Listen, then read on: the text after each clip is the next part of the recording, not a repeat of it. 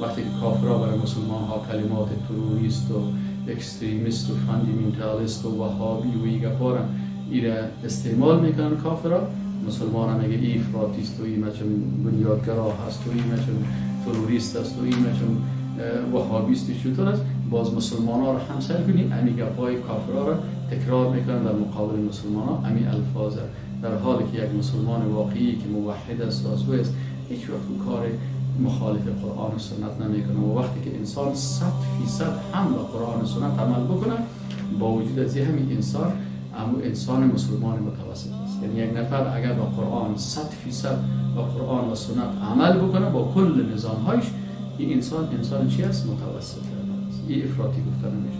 لکن دشمنای اسلام اگر کمک ریش داشتی باز میگه این افراطی است. اگر یک خانم حجاب کرد میگه این افراطی است. این نام‌های را که نام می‌برند این خاص کافرها هست. اگر یک مسلمان جهاد کرد باز میگه این تروریست است. متوجه هستین؟ اگر یک نفر درباره نظام سیاسی اسلام بحث کرد و گفت که باید نظام اسلامی اسلام باشه، خلافت اسلامی باشه، دولت اسلامی باشه، نظام اسلامی باشه، باز میگه این بنیادگرا هست. در حالی که اگر ما به تاریخ اسلام مراجعه بکنیم، به قانون اسلام مثلا در طول تاریخ مراجعه بکنیم، خلافت خلفای راشدین، خلافت اموی ها، خلافت عباسی ها، خلافت عثمانی ها، به چندین قرن مسلمان ها خلافت های مختلف داشتند. حال مجردی که اگر یک نفری از خلافت گپ بزنه یا از سیاست اسلامی گپ بزنه یا از حکومت اسلامی گپ بزنه یا از تطبیق شریعت اسلامی گپ بزنه، کل کافرها سر زو هجوم میکنه، حمله میکنه. باز مسلمان ها ببینید این هم همون دنبال راست. اعوذ بالله من الشیطان الرجیم. بسم الله الرحمن الرحیم.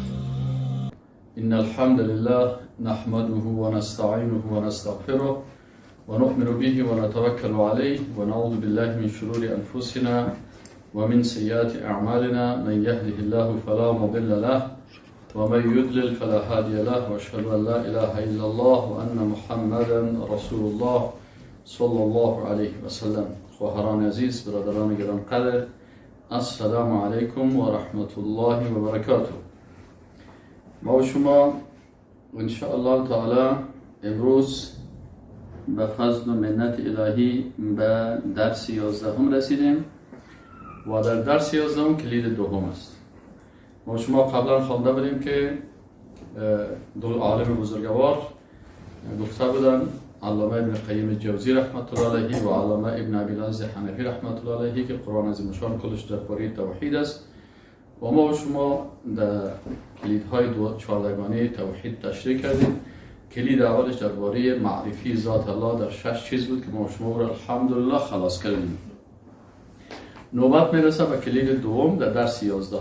شروع میکنیم درس 11. بسم الله الرحمن الرحیم. حقوق توحید و مکملات آن. مکملات هم درست است و مکملات آن یعنی حقوق توحید و تکمیل کننده های آن. چی معنی حقوق توحید؟ یعنی وقتی یک انسان مسلمان موحد است، این مکلفیت داره که خود موحد میگیره، خود یکتاپرست میگیره، خود پیرو قرآن و سنت میگیره، خود پیرو رسول الله صلی الله علیه و سلم میگیره. وقتی که انسان ادعای توحید میکنه، پس توحید وقتی که ما ذات الله را شناختیم، صفاتش، افعالش، عبادتش، اطاعت از شریعتش، بعد از اینکه یاره کل شما فهمیدیم، اینا نوبت میرسه به این که ما و شما حقوق توحید بفهمیم. حقوق توحیدی است که وقتی توحید موحد هستی، بالای تو حق داره توحید که اوامر الله را اطاعت بکنی و از نواهی الله اجتناب بکنی. را حقوق توحید میگه. در باره حقوق توحید علامه ابن ابی العز حنفی رحمت الله علیه نوشته میکنه و میگه که و اما امر و نهی و الزام بطاعته فذلك من حقوق التوحید و مکملاته. اینا چی است؟ میگه امر است، نهی است و الزام به طاعت الله است. یعنی امر و نهی و الزام به طاعتش ای چی است؟ ای از حقوق توحید است. اینا ای از حقوق توحید شد. خب بناهن حقوق توحید دو بخش است، یکی اوامر الله هست و یکی هم نواهی الله است. حقوق توحید که است عبارت از چی است؟ اوامر الله و نواهی الله است. از اوامر الله اطاعت بکنیم و از نواهی الله اجتناب بکنیم. این حق توحید است. الان چند مطلب میخوانیم. مطلب اول میخوانیم که حقوق توحید است به شکل اوامر. در قرآن عظیم شان اوامر الله با الفاظ مختلف در جاهای مختلف بیان شده. مثلا قسم اول اوامر اعتقادی هست. اوامر اعتقادی هست مثلا اوامر در مسائل توحید است. الله متعال مثلا در توحید ربوبیت و در توحید الوهیت و در توحید اسماء و صفات ما و شما این اوامر خواندیم که الله متعال در هر کدام از این امر میکرد که قل اللهم مالک الملک، یا مثلا در آیت شریف دیگه هست که قل هو الله احد الله الصمد.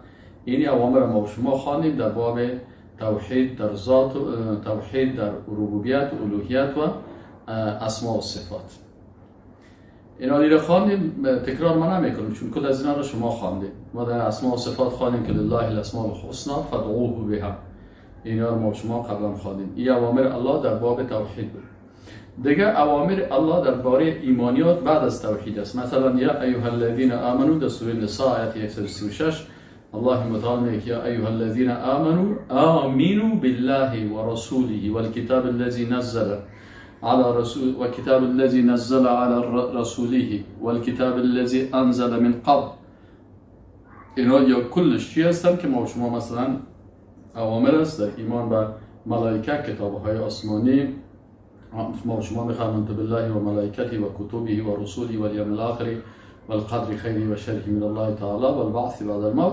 در کل از اینا چی هستن؟ اوامر است. اینا کلش از حقوق توحید است که ما این اوامر وقتی که خوانیم و تمام از این اوامر چی کنیم؟ اطاعت بکنیم.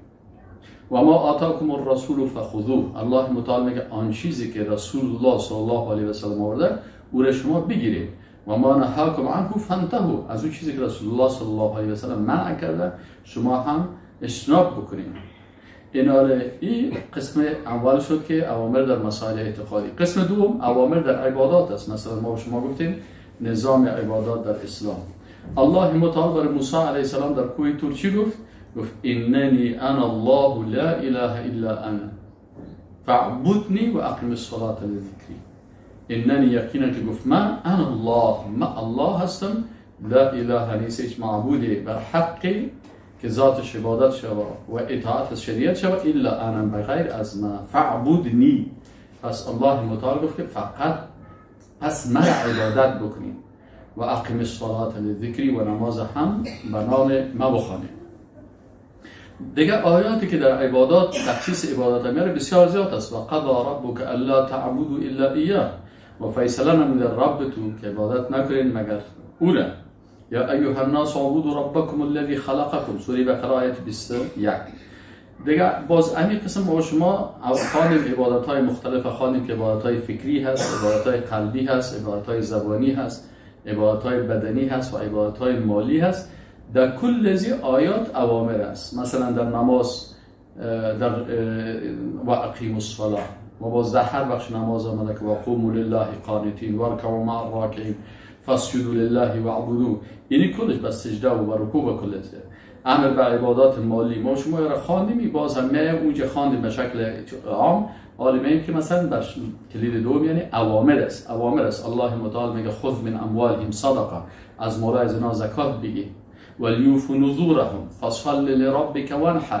یا ما شما کلش خواندیم، از این خاطر من دوباره این آیات ترجمه نمیکنم به خاطر از اینکه چی هست تکرار کلش شما خواندین و وقتی که آیات میخوانیم به ذهنتان است.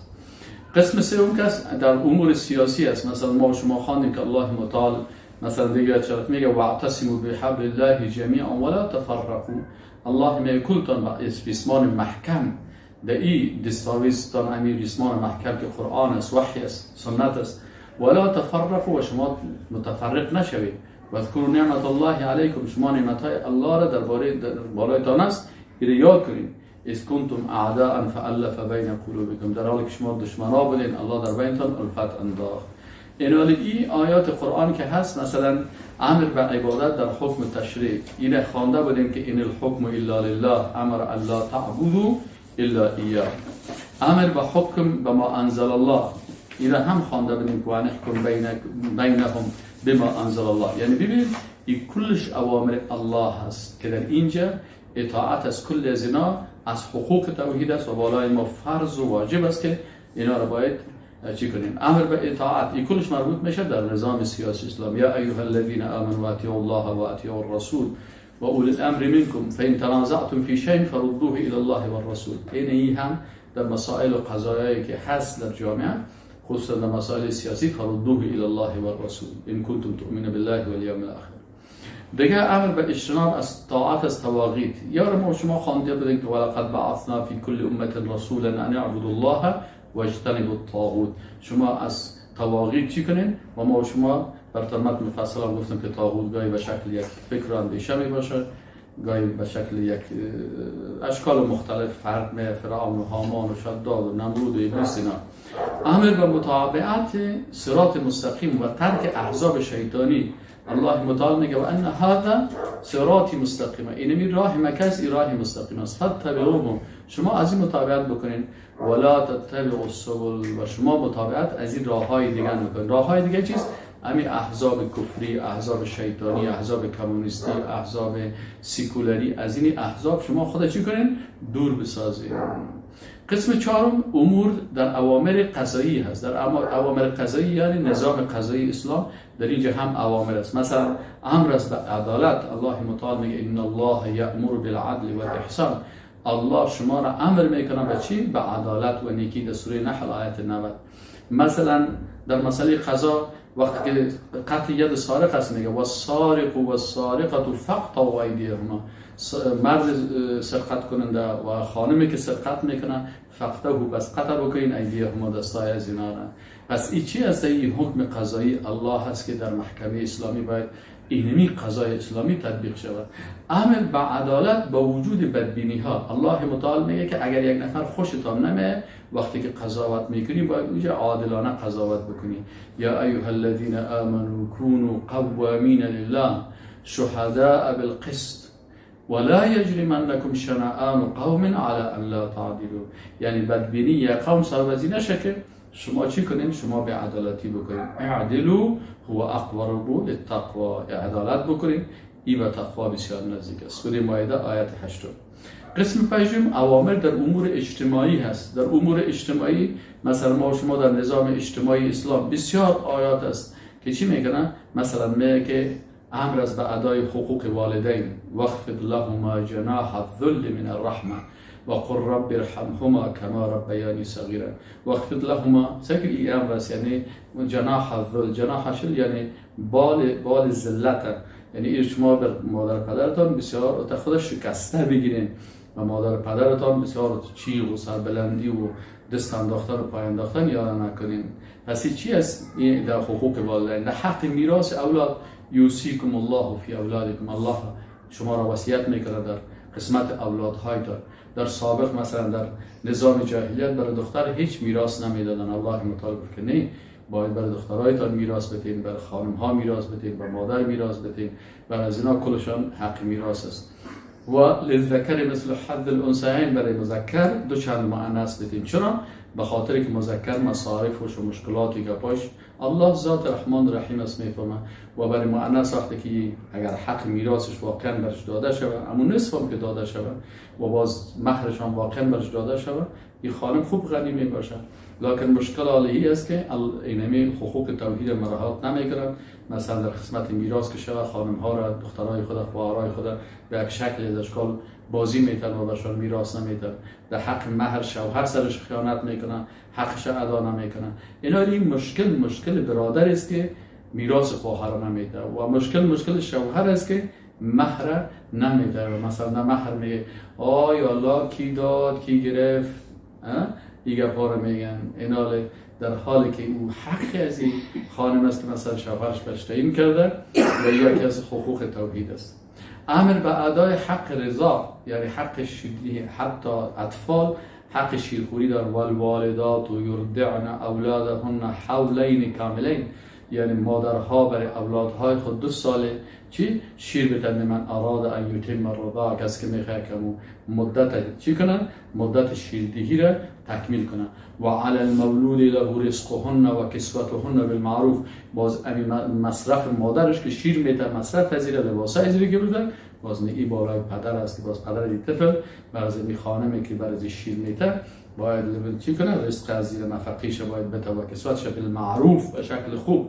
لا تکلف نفس الا وسعها، اینا هیچ نفس مکلف نمیشه مگر چیزی که واسش است. یعنی سعی کنین در نظام اجتماعی اسلام حق زن، حق مرد، حق طفل، حق کل چیزا بیان شده است. اما این که متاسفانه بعضی مسلمان ها نمیکنن و وسیله میدن برای کفار، باز کفار اعمال بعضی مسلمان های ضعیف میبینن، باز میگه اینا در اسلام حقوق و فلانی و در حالی که وقتی ما شما با قرآن مراجعه میکنیم تمامی حقوق است، ولی ما مسلمان واقعی موحد اصلی کار داریم که قرآن به شکل کاملش بفهمه و عمل بکنه. دیگه حتی در قسمت حق مهر خانم ها و آتوا النساء صدقاتهن نحله، شما چی کنین؟ امو مهرهای خانم ها را من حیث یک هدیه یا یک فریضه الهی که بر از اینا تعیین کرده برشان بتین. فان طبن لکم عن شیء منه، اگر باز خود خانم دیگه جوانی کرد و باز مثلا گفت که خیر است از محرم ما بخشش کرده، فکلوا هنیئا مریئا، اما گفت که نه من محرم میگیرم، مکلفیت داره شوهر که باید برش بده. مثلا حق نفقه لینفق ذو سعة من سعته، دیگه کل از اینا چی هستن؟ این حقوق است. امر بعدای حقوق خانم های طلاق شده، حتی در قرآن عظیم شان بیان میشه که اگر یک خانم طلاق میشه، اینمی خانم طلاق شده هم بالای شوهر خود چی داره؟ حق داره. الله متعال امر میکنه، میگه اسکینوهن من حیث سکنتم من وجدکم، شما چی کنین؟ شما اینا را مسکن بدین، جای برشان بدین، سر زنا ولا تضاروهن، بر سر زنا لتضيقوا علیهن، بر زنا ضرر نرسانید، تو سرشان تنگی و گپا برید. یعنی کلش نفقه و گپایشان برشان کلشان در آیات قرآن بیان شده. امر به ادای حقوق و ادای حق دعوت به اعضای خانواده، یعنی یک شوهر حق داره فامیلش، خانمش، اولادش که ایره دعوت به طرف توحید بکنه، اونا رو مثلا عقیده توحید برشان برسانه، احکام اسلام برشان بفهمانه، تا که اینا رو چی کنه؟ از عذاب دوزخ نجات بده. الله متعال میگه یا ایها الذین آمنوا، ای مؤمنان، قو انفسکم و اهلیکم نارا، شما وقایه بکنید نفسهایتان را و اهلیکم و اعضای خانوادهتان، خانمتان، دخترتان، پسرتان، برادرتان، فامیلتان، اینا را از آتش دوزخ نجات بتین، از اون آتشی که وقودش ناس و حجاره است که در گران از این انسان ها و سنگ هاست. علیها ملائکتون غلاظ، بالای از این آتش دوزخ ملائکه های بسیار سنگدل هستند، شداد هستند، بسیار شدید هستند. لا یعصون الله ما امرهم، اینا معصیت امر الله را نمی کنند و یفعلون ما یؤمرون، و انجام میکنن چیزی که الله برشان بگه. تو ملائکه سخت و سنگدل هستند که در دوزخ اگه برشان گفته شود که این نفر در تاترین آتش هم تو خوب دور بده، شخ بستش کو، با زنجیرها بستش کو، این کل از عذابا رو او برش مطابق امر الله اطاعت میکنن. خب اینا وقتی که این مشکلات هست، پس اینا مکلفیت این انسان ها چی است؟ مکلفیت مادر مؤمنی است که اولادهای خود تربیت درست و سالم بکنه، به توحید، با عبادت برشان بفهمانه، با اخلاق، با خوبی. از وظیفه پدر مؤمن همیست یا ایها الذین آمنو، ده این مردها و زنای مسلمان شامل میشه که قو انفسکم و اهلیکم نارا، تنها خود وقایه نکو بلکه نفست و خانوادهت اینا را چی کو؟ از آتش دوزخ اینا را نجات. این حق شان است. امر به معاشرت نیک با همسرا و عاشروهن بالمعروف، شما با امرای از اینا معاشره نیک بکنید. معاشره نیک چی هست؟ که امرای از اینا مثلا امو قسم با نیکی سخن بگوین، با نیکی روش بکنین. فان کرهتموهن، اگر خوشتان نامد از این خانم، فعسى ان تکرهوا شیئا، شاید یک چیز خوشتان نبه، و یجعل الله فیه خیرا کثیرا، لکن دو الله خیر زیاد داده باشه. میشه یک انسان طبیعتا یک کسی از نگاه خلقی و یا از نگاه بعضی چهره و از چیزا خوشش نبیه، لکن الله متعال میگه که معاشره نیکتان که حق سکن از اونها هست، حق مسکن از اونها هست، حق نفقه از اونها هست، این حق لباسشان است، اینا رو برشان حقوقشان رو ادا بکنیم. لکن کل ازی که است به این معنا نیست که مثلا حال خانم شوهر خدا محکم میگیره که دیگه مثلا اگر هر قسم است اگر داری یا نداری دیگه با ما تاپ نیستی هستی چه کار ما تا لوانگ و کمیس را ولنه این قسم نمیده که ما هستی و نیستی تکان ندارم. اگر نفقه هست مطابق تواناییش، اگر مسکن هست مطابق تواناییش. مثلا یک نفر از توانایی خانه لوکس نداره، یک خانه که غریبانه میگیره، یک دو اتاق داره، خلاص همه خواستش میرسن. ایناله از دو طرف باید عدالت و عادلانه و این چیز باشه، ظلم باید در این قسمت نباشه. دیگه امر به ادای حقوق یتیما، در اینجا هم در نظام اجتماعی اسلامی یتیما هم فراموش نشدن. الله متعال میگه و آتوا الیتام اموالهم، بر یتیما مالایشون بتین. اگر کاکایش هستی یا مامایش هستی، وقتی که یتیم سری وقتا کاکا ماما هست همین مالای یتیم میخورن.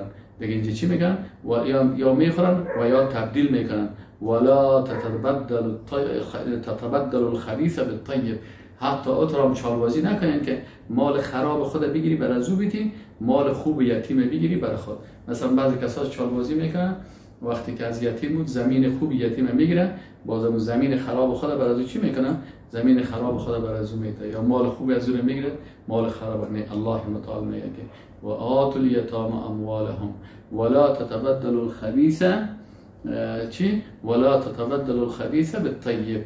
دیگه شما مال خبیث با طیب چی نکنین؟ تبدیل نکنین.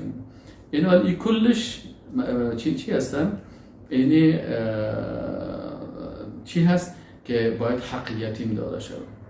دیگه گرفتن حکم در اختلافات خانوادگی، مثلا وقتی که اختلافات خانگی پیدا میشه خانوادگی، برای از اینا گفته میشه که شما مثلا اگر که خانمتان یک مشکل پیدا میشه و خودتان در بین خود حل کردن نمیتونید، باز الله متعال میگه که و ان خفتم شقاق بینهما فابعثوا حکما من اهلی و حکما من اهلها.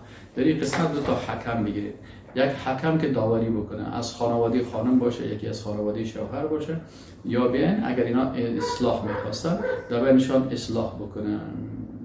دیگه قسم ششم اوامر در امور اخلاقی هست. الله متعال در مسائل اخلاقی هم در نظام اخلاقی اسلام امر میکنه که یا ایها الذین آمنوا اتقوا الله و قولوا قولا سدیدا. ای مؤمنان شما از الله بترسین، تقوا بکنین و سخنان راست درست بگویید. یعنی زبانتان باید چی باشه؟ صادق باشه، راستگوی باشه، سخن غلط نگویید، غیبت نکنین، استهزاء و مسخرگی سر مردم نکنین، دشخندی سر مردم نکنین. این چی هستن؟ این امر الله هست که سخنای امر درست و راست و خوب بگویید. دیگه در از نگاه اخلاقی در صبر الله متعال میگه و استعینوا بالصبر والصلاة، استعانت با صبر و صلاح بگین. اگر برتان یک غم و مشکلی یا پا می باشه شما چی کنین؟ صبر بکنین. در بسیاری صبر در معصیت میشه. سه قسم صبر است. یکی صبر در اطاعت است. صبر در اطاعت چی است؟ که وقت نماز میخوانی 2 رکعت نماز در 10 دقیقه بخوانی، بسیار به ترتیب. این صبر در اطاعت است. دیگه صبر در چی است؟ صبر در معصیت است که وقتی یک گناه پیش میشه عاجل و خطا و گناه رو چی نمیکنی، برو عاجل مثلا با گناه نمیری، صبر میکنی، زود خودشی نمیکنی. و دیگه صبر در مصیبت است. قسم سومش که وقتی یک مصیبت بر انسان میرسه باید در اینجا صبر بکنن. دیگه از اوامر اخلاقی چی است؟ امر به چشم پوشی است که وقل المؤمنین یغضوا من ابصارهم، و مردهای مؤمن بگو که چی کنن؟ که چشمهای خود بپوشانن، به طرف نامحرم حاصل نکنن. باز آیت دیگه میگه وقل للمؤمنات یغضضن من ابصارهن، زنهای مسلمان هم باید چشمهای خود بپوشانن، یعنی تا وقتی که میتونن از دیدن نامحرم.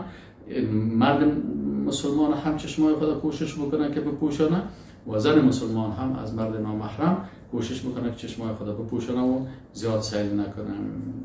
دیگه امر به استعمال الفاظ شایسته هست.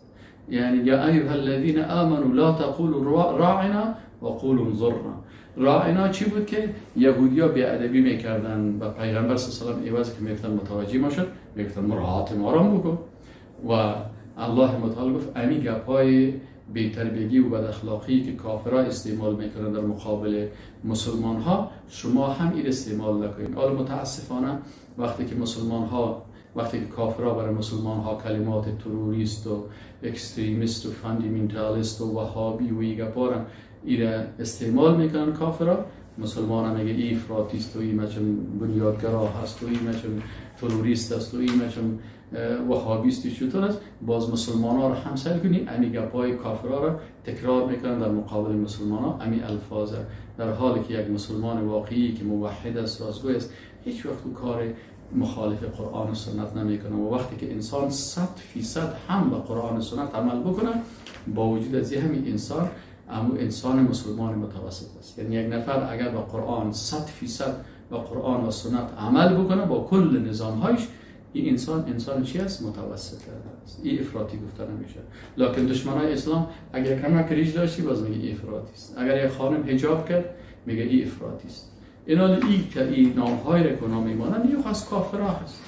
اینال اگر یک مسلمان جهاد کرد باز میگه این تروریست است. متوجه هستین؟ اگر یک نفر درباره نظام سیاسی اسلام بحث کرد و گفت که باید نظام اسلامی اسلام باشه، خلافت اسلامی باشه، دولت اسلامی باشه، نظام اسلامی باشه، باز میگه این بنیادگرا هست.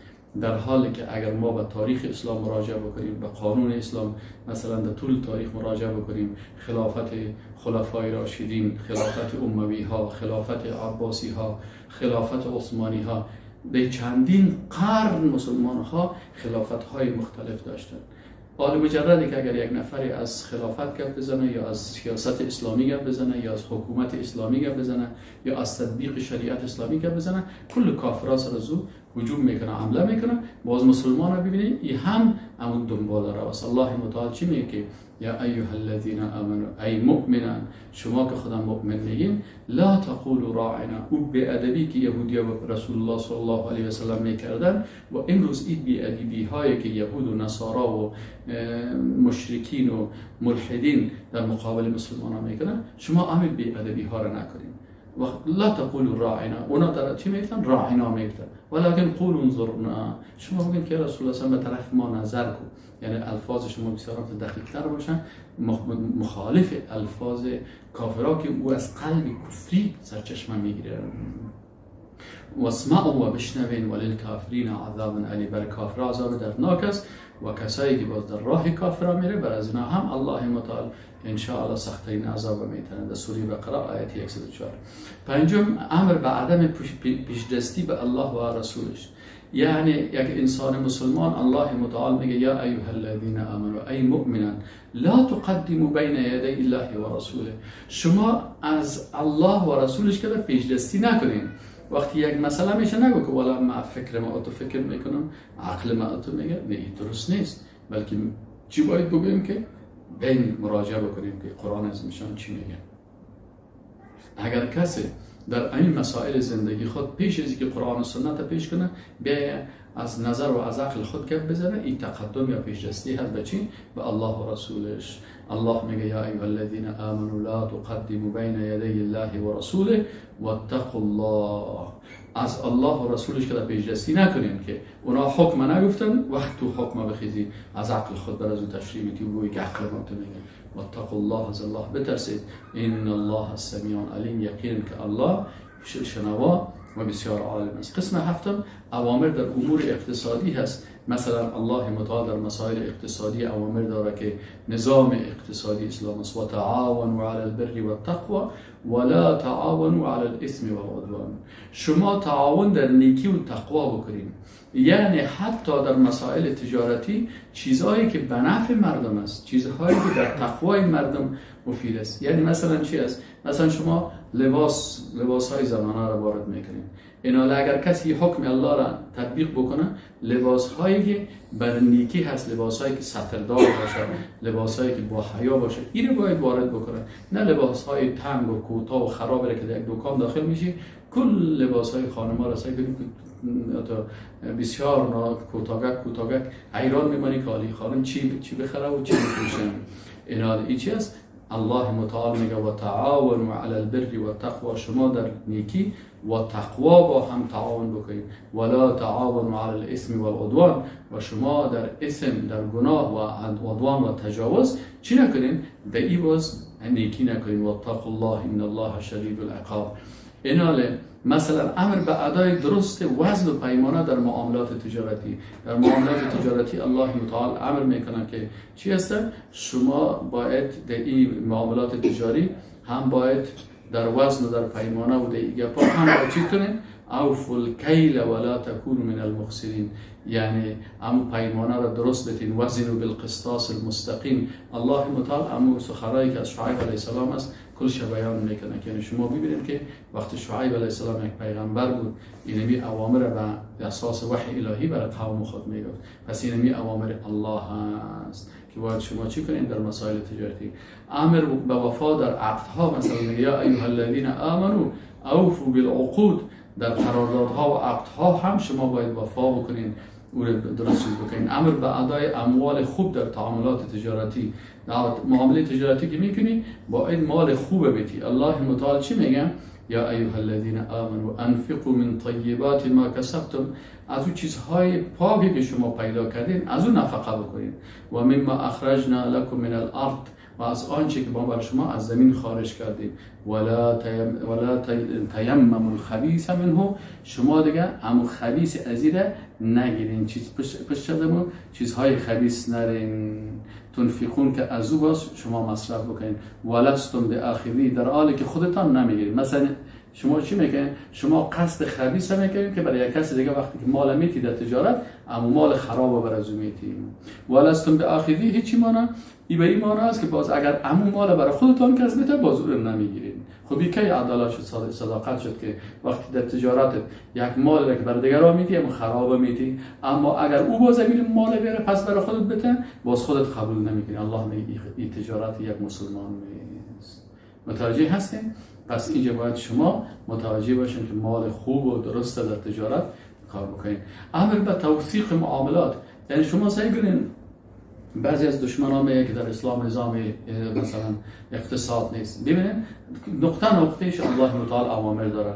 واشهدوا اذا تبایعتم، الله متعال میگه وقتی که شما خرید و فروش میکردین شاهد بگیرین.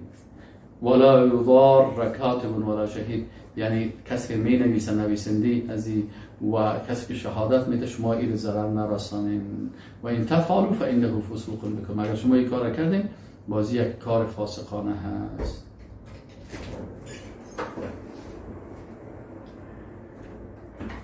دیگه از امر به اجتناب از داد و گرفت و شراب و قمار، یعنی در مسائل تجارتی انسان مسلمان حق نداره که معاملات تجارتی در چی بکنه؟ در شراب و در یعنی شرکت شراب سازی جور بکنه، این حرام است.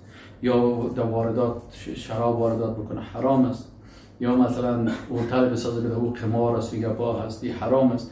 یا ایها الذین آمنوا انما الخمر والمیسر والانصاب والازلام رجس من عمل شیطان. الله متعال اینجا چهار چیز میگه چتلی هست از کار شیطان. اولش چی است؟ خمر است. خمر شراب است. اینا در شراب خریدنش، فروختنش، معامله کردنش، حتی جوالی که میبرن. 12 کس در شراب برش جزا بیان شده در احادیث. اینا حتی انگور خود کس برای شراب فروش مثلا یک فابریکه شراب جور میکنن برای از اون فروختنش ناروا هست. اینا الله متعال میگه که خمر، میسر، قمار میگن. و دیگه انصاب چی نمیگه؟ انو سنگ هایی که نصب میکردن پیشونی بت‌ها با سر زوی حیوان ذبح میکردن. و ازلام چی نمیگن؟ ازلام هم 3 دانه چیزا کارو منداختن، مثلا 3 دانه چوبک در بین یک ظرف منداختن، بازور شورک میدن، در یکیش میگفتن که برو، در یکی میگفت نرو، یکیش با زمات معلق میموند. اینا رو چی میگن؟ فالبینی میکرد. اینی کل چیزه یا از اعمال شیطان است. اینا رو فالبینی اگر کت قطع شوه، اگر کت فال حافظ شوه، و اگر کت فالبینی کت دست شوه، کت کف شناسی شوه، این کلش اگر کت کتابایی که تعویضگرا و جادوگرا جور کردن، این کلش چی است؟ رجس است، از عمل شیطان است. فاجتنبوه، شما از اون اجتناب بکنید. دیگه هم امر از به حکم. دیگه چی هستن؟ مصارف خواب که مصارف چی کنن؟ و کلوا مما رزقناکم حلالا طیبا، این امر از به خوردن به چیزای حلال و پاک. دیگه امر به وسطیت در اقتصاد است. ولا تجعل یدک مغلولة الی عنقک ولا تجعل یدک مغلولة الی عنقک ولا تبسطها كل البسط. الله متعال میگه وسطیت در پیش بگیرید. نه دست تو محکم میگی فکر کنی که دستش شکسته در گردن تعویضانش کردی، یا برای اینکه دستش بشکنن با یک تکه کم میگیرن بازو همین دستش یخنش تعویضان میباشن. دیگه اینجا میگه این قسم دست میگی متماکم که هیچ دیگه مصرف نکنی، ولا تبسط هاکل بس اطرام نکنه که کمال پیسه را باد کرده میری. این هر دوش ناروا هست. قسم اشم اوامر در امور مالی هست. در قرآن عظیم شان مثلا در امور مالی مثلا یا ایها الذین آمنوا اتقوا الله و ذروا ما بقی من الربا. در امور مالی مثلا از ربا و سود حرام است. مثلا معامله با بانک های سودی، پیسه خود در بانک هایی که سودخور است معامله این حرام است، چون اون پیسه تو را مردار میکنه. اینا اگر یک نفر خودش سود میخوره یا سود میده، او خود در حرب و جنگ است و امرای الله سودخوره، بسیار خطرناک است. و کسی که امرای را معامله میکنه این هم بسیار خطرناک است. چرا الله متعال میگه فإن لم تفعلوا، اگر شما این فعل نکردین، سودخوری را ترک نکردین، فأذنوا بحرب من الله و رسول، باز اجازه بدین که جنگ الله و رسول امرای شما شروع شود. دیگر در امور مالی مثلا امر به حفظ حقوق یتیما هست و آتوا الیتامی اموالهم، با یتیما حق مالیشان بدین. منع از اسراف است. الله متعال میگه کلوا واشربوا ولا تسرفوا، بخورین بنوشین لکن اسراف نکنین. دیگر امر در امور تعلیمی هست. مثلا در امور تعلیمی همین روز اولی که به رسول الله صلی الله علیه و سلم وحی آمد چی گفت؟ اقرأ، امر شد بخوان. اقرأ بسم ربک الذی خلق، بخوان به نام او ربی که تو را خلق کرده. پس اینا انسان مسلمان مکلفیت داره که به قرائت و نوشتن و خواندن و این زیاد توجه بکنن. امر به دعا و زیادت علم و قل رب زدنی علما. رسول الله صلی الله علیه و سلم الله برش وحی نازل کرد، قرآن و جبریل امین 23 سال برش درس میداد، لکن بازم برش میگفت که وقل رب زدنی علما، همیشه دعا بکن پروردگارا علم مرا زیاد کن. یعنی انسان هیچ وقت باید متکبر نشه که والا معالم هستم و مفهومیده هستم.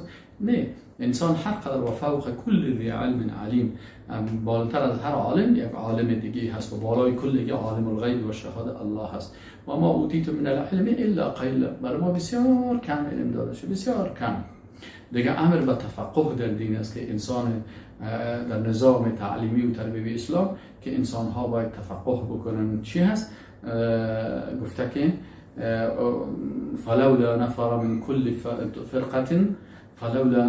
كل فرقة منهم طائفه، باید از هر فرقه یک طایفه باشن لیتفقهوا فی الدین. یعنی وقتی که در جهاد هم میرن، در وقت جهاد رفتن هم از هر فرقه زیاد یک گروپک کوچکی باید باشه که اینا تفقه در دین بکنن، چرا که باز اینا برای مردم دین برسانه. ولیونذر قومهم اذا رجعوا الیهم، باز برای از اونا مجاهدین چی کنن؟ البته بعض علما میگن که حکم هم در وقت جهاد که فرض عین نباشه، فرض کفایی باشه. این مسائل باز اونجا بحث میشه والله اعلم. منظور این است که اینجا برای تفقه در دین اینجا گفته شده و عمل شده. قسم دوم اوامر در امور فرهنگی هست که مثلا ما در نظام فرهنگی اسلام اوامر است. مثلا با کافرها که هستن به نام مادر در تذکره نوشته میکنن یا به نام مادر یاد میکنن، یا همین فالبینا و جادوگرا که هستن و تاویزای جادوگری و فالبینی خود نام مادر از ذکر میکنن، در حالی که الله متعال برای مسلمان ها میگن که در فرهنگ و ثقافت اسلام به نام مادر نیست، به نام پدر است. ادعوهم لآبائهم، شما اونا را صدا بکنید به نام چی؟ به نام پدرهایشان. بعضی کسا بچه یک کس دیگر رو میگیره بچه میخوانن، باز او را به نام عزی یاد میشه. در این قسمت هم الله متعال نه چی کنین؟ وقتی که یک کس بچه خواندگی کردین در وقت جاهلیت، این ترک بکنین، همین اولادها را به نام پدرایشان یاد بکنین. هو اقسط عند الله، این بسیار عادلانه است بشرا. فإن لم تعلموا آباءهم، اگه باز پدرایشان نمیشناسین، فاخوانکم فی الدین، بوی برادر ما هست اما او اولاد شما شده نمیتونه. و موالیکم، و مولاهای شما هست. دیگه این در فرهنگ اسلام است. در فرهنگ اسلام بچه خواندگی نیست، دختر خواندگی نیست، مادر خواندگی نیست، پدر خواندگی نیست. بعضی کسا مثلا یک نفر یک چاق آدم چیز پدر میخوانه، بازور میاره در خانه قرار میشنه، باز خانه میشه دخترایش کلگی که از اون میشینن و قصه میکنن. یک کار حرام است، ناروا هست. در فرهنگ و در قانون اسلام این نیست. دیگه در اسلام که از امر به جواز تعدد هست به شرط عدالت. انسان میتونه مثلا یک زن بگیره، برش جایز است زن دوم هم بگیره، سوم هم بگیره، چهارم هم بگیره. الله برش اجازه نداده، لکن به شرطی که این عدالت کرده بدانه. وإن خفتم ألا تقسطوا في اليتامى فانكحوا ما طاب لكم من النساء مثنى وثلاث ورباع. دو زن بگیرین، 3 تا بگیرین، 4 تا بگیرین. فإن خفتم ألا تعدلوا، باز اگه دیدین که عدالت کردن نمیتونین فواحده، هم یک خانم بگیرین کفایت میکنه. اینا تعدد به شرط چی است؟ به شرط عدالت است. متوجه هستین؟ دیگه امر به همکاری در نیکی هاست، یعنی گفته در نیکی ها شما چی کنین؟ همکاری بکنین. و تعاونوا علی البر و التقوى ولا تعاونوا علی الاثم والعدوان. این قبلا ما شما خواندیم. امر به تطبیق واقعی اخوت اسلامی، یعنی انسان مسلمان وقتی که مسلمان هست باید برادر اصلی خود همون مؤمن قرار بده. اگر برادر سکه‌ای که از مادر و پدر برادرش باشه لکن مؤمن نباشه، او را برادر خود ندانه. انما المؤمنون اخوه، از این خاطر مؤمنا برادر یکی دیگه است. این کسایی که قوم پرست هستن و منطقه پرست هستن و فلانی پرست هستن، این کلش مردمایی هستن که مخالف آیات قرآن هستن. الله متعال میگه این مؤمن برادر توست، این مؤمن از تاجیکستان است برادر من هست، این مؤمن موحد از ایران است برادر من هست، این مؤمن موحد از فلسطین است، از عربستان است، از جرمنی هست، از ایتالیا هست. وقتی که مؤمن موحد است برادر ما هست. انما المؤمنون اخوه فاصلحوا بین اخویکم، در بین برادرایتان اصلاح بیارید. باید این عقیده را داشته باشید. اینه که از فلانی منطقه است، خود تو از فلانی منطقه هستی، از کجا است؟ ولا تو خود برادر ما برآمدی. این مشکل چیه است؟ مشکل نادرست است. اینا هر کسی که مؤمن موحد است برادر و خواهر ما و شما هست، از در هر جای دنیا که باشه. قسمی از آن اوامر در امور جهادی هست. در قرآن عظیم شان در مورد نظام جهادی اسلام در جامعه اسلامی اوامر بسیار زیاد آمده.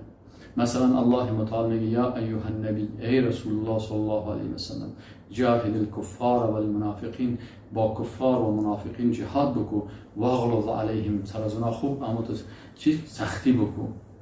و مأواهم جهنم، در حالی که جایگاه اینمی کافران جهنم است و بئس المصیر، و بسیار جای زشت است. حال بسیاری کسا هست که جهاد رد میکنن و باز میگن که جهاد چطور است، این جهاد فلان است فلان است. استغفر الله، از این آیات قرآن منکر میشن. امر به جهاد به آن گونه که شایسته هست. الله متعال میگه که وجاهدوا فی الله حق جهاده، در راه الله جهاد به حق بکنین. اما قسمی که الله حکم کرده اونم قسم جهاد بکنین. دیگه امر به جهاد برای فلاح و کامیابی است. یا ایها الذین آمنوا اتقوا الله وابتغوا الیه الوسیله. الله متعال میگه شما از الله بترسین و به خاطر رضایت الله چی میگیم؟ وسیله میگیرید. خب این وسیله چی است؟ الله متعال میگه وجاهدوا فی سبیله. یکی از این وسایل که انسان از عذاب الله نجات میده این جهاد فی سبیل الله، لعلکم تفلحون، شاید که شما کامیاب شوین. یا ایها الذین آمنوا، دیگه امر به جهاد کبیر است. فلا تطع الکافرین و جاهدهم به جهادا کبیرا، و امرای کافران جهاد بزرگ بکنین. دیگه آیات جهاد وقتی که بخواین بسیار زیاد است. گفته که انفروا خفافا و ثقالا، و جهاد برین در حالی که چی باشین؟ سبکبار باشین یا سنگین بار باشین. در هر دو صورت شما چی کنین؟ برای جهاد براین. و جاهدوا باموالکم و انفسکم، با مالهایتان و نفسهایتان جهاد بکنین فی سبیل الله، در راه الله. دیگه ای با مال جان ای جهاد ایگه پاس. قسم 12 که هستن اوامر در امور دعوت هست. الله متعال میگه ادعو الی سبیل ربک بالحکمه، دعوت بکو در راه پروردگارت با حکمت و موعظه حسنه. اینا کل از این احکام جهادی است. و مطلب دوم که حقوق توحید به شکل نواهی است که ان شاء الله در شب بعدی میخوانیم. و السلام علیکم و رحمت الله و برکاته.